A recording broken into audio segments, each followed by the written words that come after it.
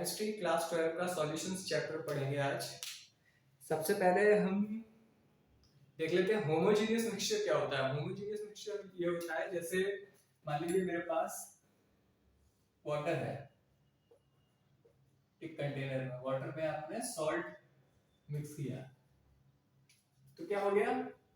अब इसको आप अगर सही से घोलोगे तो क्या होगा, सब जगह कंसंट्रेशन होमोजेनियस दिखाई देगी, यहाँ पे भी सेम, यहाँ पे भी सेम, यहाँ पे भी सेम, है ना। तो ये होमोजेनियस मिक्सचर होगा।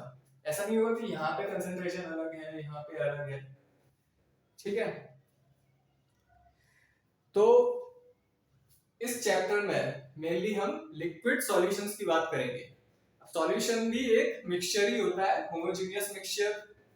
यहाँ पे हम जनरली होमोजेनियस मिक्सचर की बात करेंगे और लिक्विड सॉल्यूशन की बात करेंगे। लिक्विड सॉल्यूशन कौन से होते हैं, जिसमें सॉल्वेंट हमारा लिक्विड होता है, जिसमें अगर मैं इसके अंदर सॉल्ट डाल रहा हूं तो ये क्या कहलाता है, ये सॉल्यूट होता है, और ये वाटर क्या है, मेरा सॉल्वेंट है। तो जो ज्यादा अमाउंट में होता है उसे हम सॉल्वेंट बोलते हैं, और जो कम अमाउंट में होता है उसे हम सॉल्यूट बोलते हैं, ठीक है। अब हम कंपोजिशन ऑफ सॉल्यूशन को या तो क्वालिटेटिवली डिफाइन कर सकते हैं या क्वांटिटेटिवली डिफाइन कर सकते हैं। क्वालिटेटिव डिफाइन करने का मतलब क्या हुआ, जैसे मैंने बोल दिया कि यार जैसे मुझे कम कंसंट्रेशन दिख रही है सॉल्ट की इस सॉल्यूशन के अंदर, तो मैं बोल दूंगा डाइल्यूट है। अभी सॉल्यूशन में मैं और सॉल्ट मिलाता जाऊंगा तो मुझे दिखने लगेगा कि हाँ भाई अब डाइल्यूट नहीं रहा, ठीक है, अब सैचुरेटेड की तरफ बढ़ रहा है, डाइल्यूशन कम हो रहा है। लेकिन यही अगर मैं मीजर करके सही अमाउंट में क्वांटिटी में मीजर करके इसकी डिफाइन करूं कंपोजिशन को, तो वो क्वांटिटेटिव कंपोजिशन होगा, या क्वांटिटेटिव मैं डिफाइन करूंगा कंसंट्रेशन को क्वांटिटेटिवली। तो क्वांटिटेटिव कंसंट्रेशन डिफाइन करने के 7 तरीके होते हैं हमारे पास। एक है वेट बाय वेट, जिसे मास परसेंटेज कहते हैं।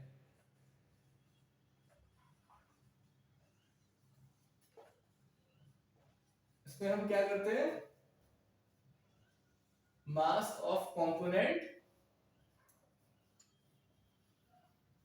Over mass of total solution into 100, ठीक है। जैसे मैंने मान लो 10 ग्राम ग्लूकोज को 90 ग्राम वाटर में डिसॉल्व किया, तो क्या हो गया, 10 ग्राम ग्लूकोज को मैंने 90 ग्राम वाटर में डिसॉल्व किया, यानी 100 ग्राम ऑफ टोटल सॉल्यूशन है। तो क्या हो जाएगा, 10% सॉल्यूशन हो जाएगा वेट बाय वेट। एक तो ये तरीका होता है, उसके बाद होता है वॉल्यूम परसेंटेज।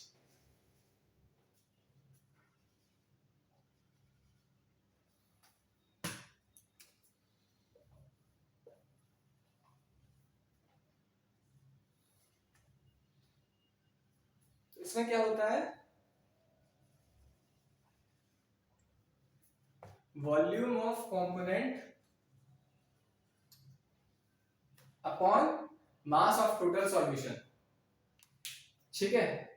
मान लो जैसे मैंने बोला कि मैंने 10 ml ऑफ NaOH मिक्स किया हुआ 100 ग्राम ऑफ टोटल सॉल्यूशन में, तो अब अगेन ये क्या हो जाएगा, 10% वॉल्यूम परसेंटेज की बात हो रही है यहाँ पर, तो हम V by V लेंगे, वॉल्यूम ऑफ टोटल सॉल्यूशन रखेंगे यहाँ पे, ठीक है। तो मैंने 10 ml ऑफ कंपोनेंट रख दिया है 100 ml ऑफ टोटल सॉल्यूशन में, तो क्या हो जाएगा 10%। 10% वॉल्यूम परसेंटेज से हो जाएगा। अब मैंने मास बाई वॉल्यूम रखा हुआ है इस बार,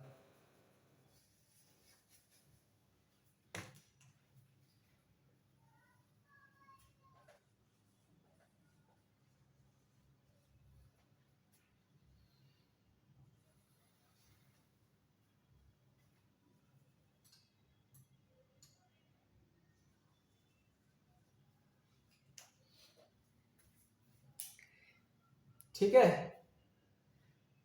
अगेन वही, अगर मैंने 10 gram of component 100 ml of total solution में रखा हुआ है, तो इस बार मास बाई वॉल्यूम कितना आएगा, 10%। ये अगर फार्मेसी में इस तरीके के मेजरमेंट को बहुत यूज किया जाता है। अगला तरीका है mole fraction.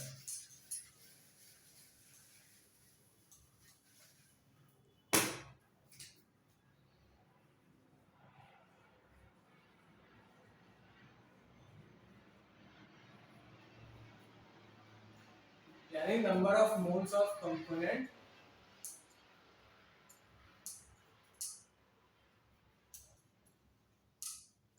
Upon total moles of solution. ठीक है, इसको कैसे दिखा सकते हैं हम, Na upon Na plus Nb, ऐसे भी शो कर सकते हैं। उसके बाद है, अच्छा, एक पार्ट्स पर मिलियन भी होता है।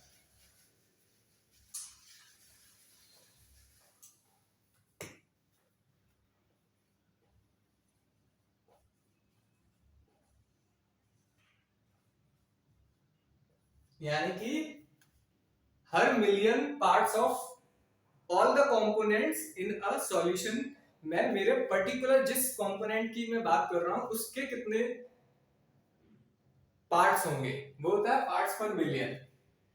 ठीक है, यानी 1 मिलियन सभी पार्ट्स पर, सॉल्यूशन के अंदर जितने भी कंपोनेंट्स हैं उनके सभी पार्ट्स पर मेरे पर्टिकुलर कंपोनेंट के कितने पार्ट हैं। ठीक है,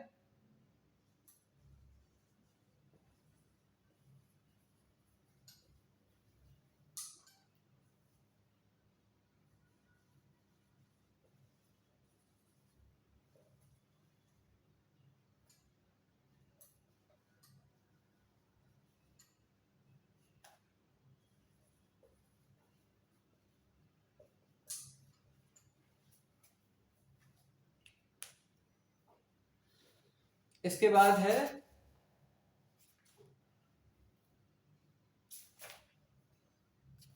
molarity.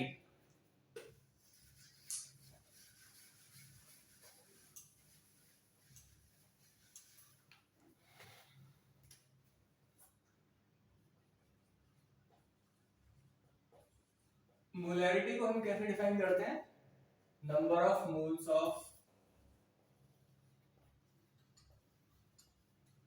Solute upon volume of solution. Volume of solution को हम यहाँ पे लीटर में लेते हैं। तो जैसे मान लो मेरा 0.25 मोलर NaOH सॉल्यूशन है, इसका मतलब क्या है, मेरे 0.25 मोल्स ऑफ NaOH हैं 1 लीटर ऑफ सॉल्यूशन में।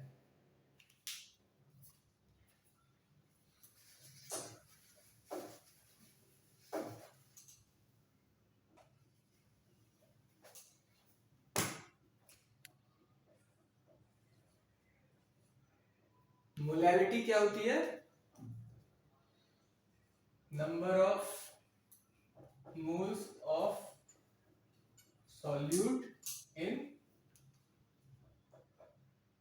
1 या अपॉन मास ऑफ सॉल्यूशन। तो मेरा अगर मान लो 1 मोलर NaOH सॉल्यूशन है, इसका मतलब क्या हुआ, 0.1 मोल ऑफ NaOH है 1 kg ऑफ सॉल्यूशन में। तो एनसीईआरटी का कोई एक एग्जांपल यहाँ पे सॉल्व कर लेते हैं। जैसे ये एक एग्जांपल है, calculate the molarity of a solution containing 5 gram of NaOH in 450 ml solution. 5 gram of NaOH। ठीक है, अब NaOH का मॉलिक्यूलर मास कितना होता है, 40 ग्राम। तो 5/40, तो मोल्स कितने हो गए, 1/8 यानी 0.125 मोल्स हो गए। ठीक है, अब ये 0.125 मोल्स कितने में है, 450 ml में है, यानी कितने लीटर में है, 0.45 लीटर में। तो ये मोलैरिटी आ जाएगी इसकी। ठीक है, इस तरीके से हम इस एग्जांपल को सॉल्व कर लेंगे। इसके बाद अगला कंसेप्ट सॉल्यूशंस के अंदर आता है सॉल्युबिलिटी का।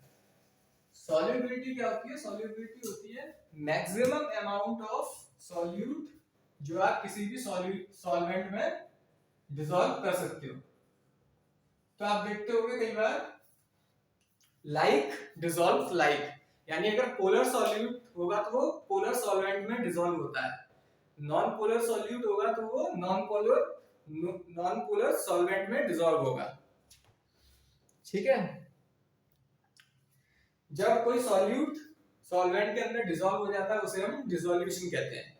अब मान लो आप डिसॉल्व करते जा रहे हो मिल्क के अंदर, शुगर को आप डिसॉल्व करते जा रहे हो, कुछ समय बाद क्या होगा, ये सॉल्यूट के जो पार्टिकल्स होंगे वो ऑलरेडी उसके अंदर जो सॉल्यूट है, सॉलिड है, उसके साथ टकराना शुरू करेंगे तो क्या होगा, वो अलग होना शुरू हो जाएगा पार्टिकल्स, तो उसे हम क्रिस्टलाइजेशन कहते हैं। तो डिसोल्यूशन का उल्टा प्रोसेस क्रिस्टलाइजेशन होता है। एक इक्विलिब्रियम फॉर्म होगा जहां पे डिसोल्यूशन और क्रिस्टलाइजेशन बराबर रेट पे हो रहे होंगे, तो वहां हम बोलते हैं कि डायनेमिक इक्विलिब्रियम पहुंच गया है। तो सॉल्यूट प्लस सॉल्वेंट, ये सॉल्यूशन, ये इस तरीके का एक इक्विलिब्रियम रीच हो जाएगा। ठीक है, एक स्टेट आती है जहां पे हम सॉल्यूट को डिसॉल्व करते जा रहे हैं सॉल्वेंट के अंदर, कुछ समय तक तो वो डिसॉल्व होगा, कुछ समय के बाद वो डिसॉल्व होना बंद कर जाएगा, तो उस सिचुएशन को हम क्या बोलते हैं कि सॉल्यूशन मेरा सैचुरेटेड हो चुका है। अब इसके ऊपर इफेक्ट ऑफ टेम्परेचर क्या होगा, तो हम ली शटेलियर प्रिंसिपल से हम केमिकल इक्विलिब्रियम में भी ये चीज देख चुके हैं कि अगर मेरा ये प्रोसेस एंडोथर्मिक है, एंडोथर्मिक का मतलब क्या है, हीट एब्जॉर्ब हो रही है। अगर ये मेरा प्रोसेस एंडोथर्मिक है और इसमें मैं टेम्परेचर बढ़ाता हूं तो क्या होगा, डिसोल्यूशन और बढ़ेगा और ज्यादा सॉल्युबिलिटी बढ़ेगी। अगर ये मेरा प्रोसेस एक्सोथर्मिक है तो क्या होगा, टेम्परेचर बढ़ाने पे सॉल्युबिलिटी डिक्रीज होगी। प्रेशर का इस पे कोई खास इफेक्ट नहीं पड़ेगा क्योंकि हम यहाँ पे लिक्विड सॉल्यूशंस की बात कर रहे हैं, लिक्विड और सॉलिड्स पे प्रेशर का उतना इफेक्ट नहीं पड़ता है। अब जैसे यहाँ पे एक हेनरीज लॉ आता है, हेनरीज लॉ क्या कहता है,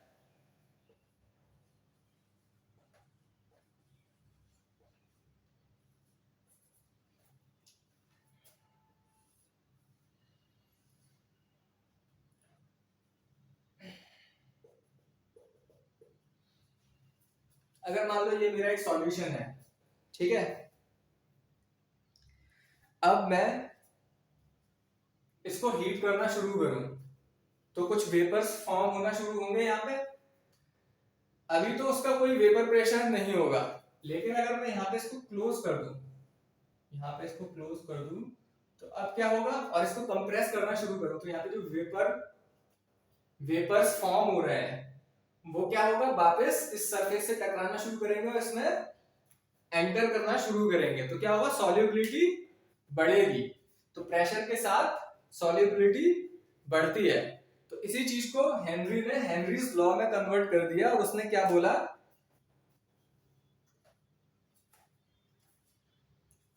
कि वेपर प्रेशर जो है वो किस पे डिपेंडेंट होता है, KH और काई, यानी मोल फ्रैक्शन।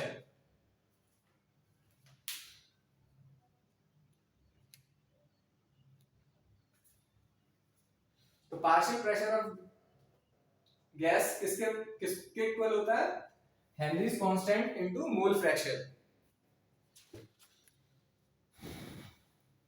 इस पे हम एक एग्जांपल देख लेते हैं कि N2 gas is bubbled through water at 293 Kelvin. How many millimoles of N2 gas would dissolve in 1 liter of water? Assume that N2 exerts a partial pressure of this much, given that Henry's law constant for N2 at 293 Kelvin is this. ठीक है, partial pressure उसने कितना दिया, 0.987 बार, और ये KH जो उसने 76.48 kilo बार दिया हुआ है, और ये मेरा काई हो गया। तो काई का वैल्यू यहां से आ जाएगा 0.987 अपॉन 76.48, ये मोल फ्रैक्शन आ गया नाइट्रोजन का। अब ये बोल रहा है कि 1 लीटर वाटर से ये नाइट्रोजन पास की गई है, तो 1 लीटर वाटर में 55.5 मोल्स ऑफ वाटर होते हैं, तो दिस मच अमाउंट काई अपॉन काई plus 55.5 n upon n plus 55.5 ये किसके बराबर होगा 0.987 अपॉन 76.48 किलो है ये, ठीक है। तो यहां से मेरा n आ जाएगा।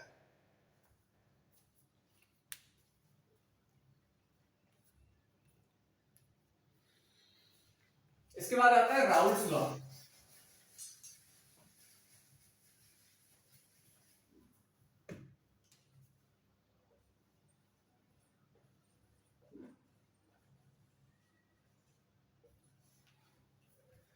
राउल्ट ने क्या बोला था कि मान लो मेरे सॉल्यूशन के अंदर सॉल्यूट भी है और सॉल्वेंट भी है, तो मुझे सिर्फ सॉल्यूट का अगर पार्शियल प्रेशर निकालना है तो क्या होगा, P1 नॉट x1 के बराबर होगा और P2 किसके बराबर होगा, P2 नॉट x2 के बराबर होगा। जहां पे P1 नॉट क्या है, वो प्रेशर अगर सिर्फ और सिर्फ सॉल्यूट इसमें प्रेजेंट होता, और P2 नॉट क्या है, वो प्रेशर जो तब प्रेजेंट होता कि अगर इसमें सिर्फ पूरा का पूरा सॉल्वेंट हो। तो ये मेरा राउल्ट्स लॉ होता है।